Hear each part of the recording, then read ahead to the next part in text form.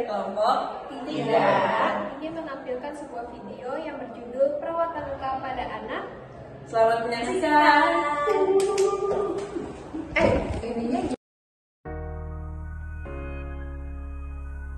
Sebelum penjelasan lebih lanjut, yuk mari mengenali anggota dari kelompok 3. Yang pertama ada Irsyad Maulana, ada Salsa Romah Wardini, ada Kanaya Suzeta, Eka Yosi, Widya Cahyani Basuki, Adi Wahyudi, dan juga Devi Tanurrahman. Pengertian perawatan luka. Perawatan luka adalah membersihkan luka, mengobati, dan menutup luka dengan memperhatikan teknik steril. Tujuan perawatan luka adalah mencegah masuknya kuman dan kotoran ke dalam luka, mencegah penyebaran oleh cairan dan kuman yang berasal dari luka ke daerah sekitar, dan mengobati luka dengan obat yang telah ditentukan. Selanjutnya ada jenis-jenis luka. Yang pertama ada clean wounds atau luka bersih, yaitu luka bedah tak terinfeksi, tidak terjadi proses peradangan atau inflamasi. Luka bersih biasanya menghasilkan luka yang tertutup dan kemungkinan terjadi infeksi sekitar 1-5%. Yang kedua ada clean contaminated wounds, luka bersih terkontaminasi. Merupakan luka pembedahan di mana saluran respirasi, pencernaan, genital, atau perkemihan dalam kondisi terkontrol.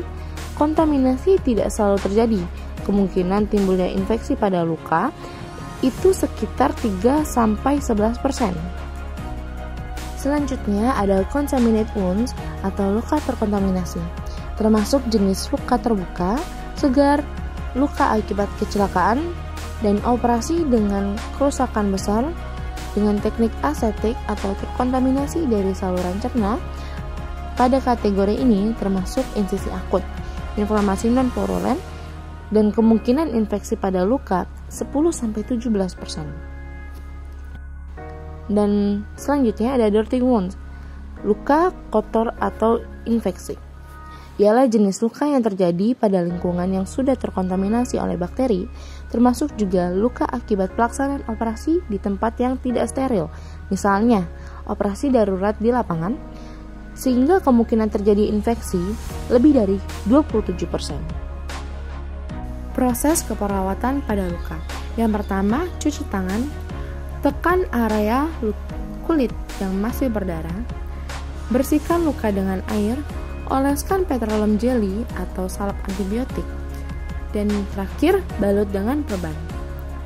Faktor yang mempengaruhi penyembuhan luka terbagi menjadi 2, faktor lokal dan faktor sistemik. Menurut Gao dan Diperto 2010, Roshid 2022 dalam Devi tahun 2023. Faktor lokal terjadi dikarenakan oksigen dan infeksi. Faktor sistemik terjadi akibat usia, hormon, seks, stres, diabetes, dan pengobatan. Selanjutnya ada proses fisiologis penyembuhan luka. Yang pertama ada respon inflamasi akut, di mana meliputi hemostasis, pelepasan histamin dan mediator inflamasi dari sel-sel yang rusak, serta migrasi leukosit seperti neutrofil, monosit, dan makrofag ke tempat luka, sehingga pembersihan debris dan nekrotik oleh neutrofil dan makrofag terjadi pada fase destruktif. Infiltrasi daerah luka oleh pembuluh darah baru atau neovaskularisasi diperkuat oleh jaringan ikat dalam fase proliferatif. Setelah melewati fase tersebut, maka terjadinya fase maturasi yang meliputi reepitalisasi, kontraksi luka, dan reorganisasi jaringan ikat. Namun kenyataannya fase-fase tersebut saling tumpang tindih sehingga durasi pada setiap fase dan waktu dalam penyembuhan luka secara sempurna tergantung pada faktor-faktor yang mempengaruhi penyembuhan luka. Tahap kerja. Yang pertama, mengatur posisi pasien dan pasang perlak atau pengalas di bawah daerah yang akan dibersihkan. Setelah memasang perlak, pakai sarung tangan untuk melepaskan balutan luar.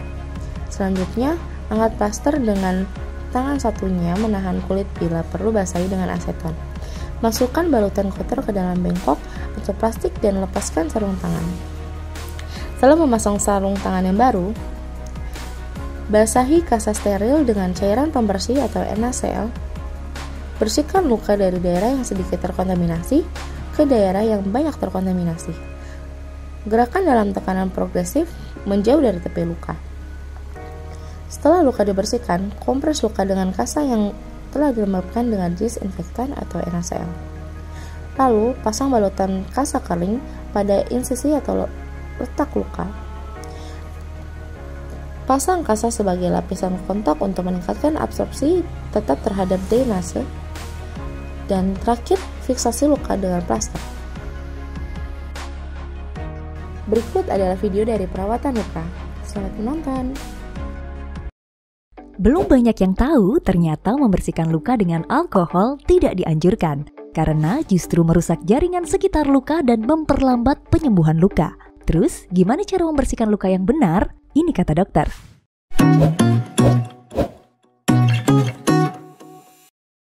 Luka kalau nggak dirawat dengan benar bisa sulit sembuh bahkan infeksi. Biasanya masih ada yang bersihin luka pakai alkohol 70% ataupun povidone iodine. Tapi ternyata zat ini terlalu keras kalau dipakai untuk membersihkan luka, bikin perih, bahkan merusak jaringan kulit yang sehat di sekitar luka. Zat ini juga bisa bikin kulit kering, iritasi, dan bikin proses penyembuhan luka jadi lebih lama. Terus, gimana cara membersihkan luka yang benar dan aman? Caranya gampang, pakai cairan salin.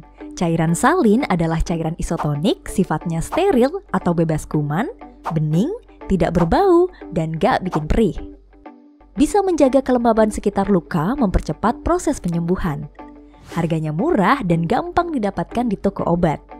Kalau nggak ada cairan salin di rumah, kalian bisa pakai air keran atau air hangat, bukan air panas ya. Walaupun mungkin masih ada bakteri di air keran karena nggak steril. Tapi efektivitasnya membersihkan luka nggak jauh berbeda dengan cairan salin. Langkah pertama sebelum bersihin luka, cuci tangan dulu atau pakai sarung tangan sekali pakai kalau ada. Kalau lukanya masih berdarah, bisa kasih tekanan lembut pada luka dengan kain yang bersih. Posisikan luka menghadap ke atas, bilas luka dengan air bersih dan mengalir 5-10 menit.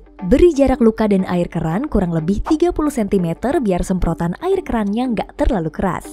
Kalau daerah sekitar luka kotor, sekitar luka boleh dibersihkan dengan sabun, tapi jangan sampai kena lukanya untuk menghindari iritasi. Rendam kain atau kain kasa steril dalam larutan salin.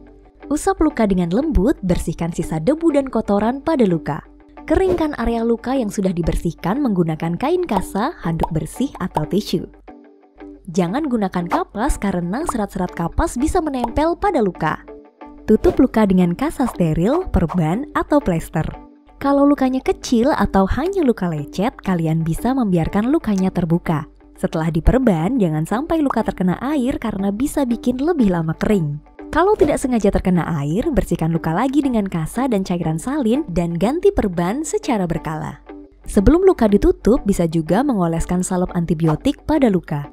Antibiotik bisa membantu menjaga permukaan kulit tetap lembab, bisa mencegah infeksi sehingga proses penyembuhan luka dapat berjalan dengan baik. Tapi hati-hati dalam penggunaannya. Pastikan sudah berkonsultasi dengan dokter untuk menghindari resistensi antibiotik dan reaksi alergi. Ini kata dokter tentang cara membersihkan luka.